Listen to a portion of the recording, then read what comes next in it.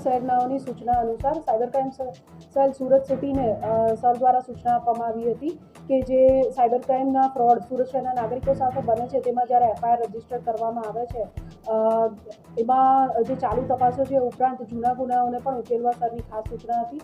તે અંતર્ગત cyber crime cell દ્વારા ગત વર્ષ 2024માં સાયબર ક્રાઇમ સેલ ખાતે જે નોંધાયેલા 2 ગુના છે એની અંદર આરોપીઓને શોધીને નાસ્તા ફરતા જે આરોપીઓ છે એમની ધરપકડ કરવામાં આવી છે। ગત વર્ષે 2 ઇન્વેસ્ટમેન્ટ ફ્રોડ સુરત સિટી ખાતે નોંધાયેલા હતા, જેમાં એફઆઈઆર નંબર 20 માં આશરે 6 લાખ રૂપિયાનું ઇન્વેસ્ટમેન્ટ ફ્રોડ ફરિયાદી સાથે થયેલ હતું અને એફઆઈઆર નંબર 34ની અંદર લગભગ 15 લાખ રૂપિયાનું ઇન્વેસ્ટમેન્ટ ફ્રોડ ફરિયાદી સાથે થયેલ હતું। આ જે એફઆઈઆર નંબર 20 છે ઇન્વેસ્ટમેન્ટ ફ્રોડ એની અંદર અગાઉ 4 આરોપીઓની ધરપકડ કરવામાં આવી હતી।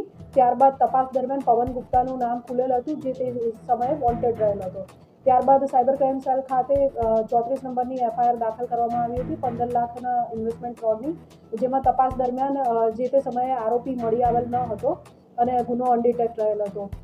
ગત અઠવાડિયામાં ટેકનિકલ વર્કઆઉટ અને ઇન્વેસ્ટિગેશન કરતા સાયબર ક્રાઇમ સેલ દ્વારા આ બંને ગુનામાં પવન દ્વારકાદાસ ગુપ્તા જે મૂળ ઉત્તર પ્રદેશનો રહેવાસી છે અને સુરત શહેરમાં ડિંડોલી ખાતે રહે છે તેની ધરપકડ કરવામાં આવેલ છે। બંને ગુનાની અંદર આ આરોપીને અરેસ્ટ કરવામાં આવેલ છે।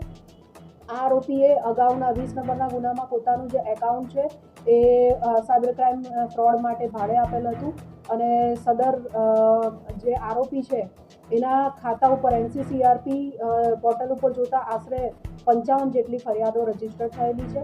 આ ઉપરાંત આરોપીએ પોતાનું એકાઉન્ટ આપવા ઉપરાંત પણ બીજા એક જે વ્યક્તિ છે સુરતના જિગ્નેશ ઉર્ફે જીગો આહલપરા એ અગાઉના ગુનામાં તેનું જે બેંક અકાઉન્ટ છે એ પણ ભાડે આપેલ હતું અને એ જે એકાઉન્ટ તેના દ્વારા ભાડે આપીને ઓપરેટ કરાવવામાં આવેલ છે તેની અંદર પણ ભારતમાં કુલ 10 ફરિયાદો એનસીસીઆરપી પોર્ટલ પર મળી આવેલ છે। આ આરોપીના રિમાન્ડ મેળવીને અને કોર્ટમાં રજૂ કરીને પૂછપરછની કાર્યવાહી ચાલુ છે। એ ઉપરાંત આ જે આરોપી છે તેમણે જે પવન ગુપ્તા તેણે આ ઉપરાંત 34 નંબરનો જે ગુનો છે તેની અંદર બીજો એક આરોપીને આગળ પોતાનું એકાઉન્ટ આપેલ છે જેનું નામ છે વિનયકુમાર અનિલ વિશ્વકર્મા। આ આરોપી પણ મૂળ જૌનપુર ઉત્તર પ્રદેશનો રહેવાસી છે અને હાલ સુરતમાં રહે છે।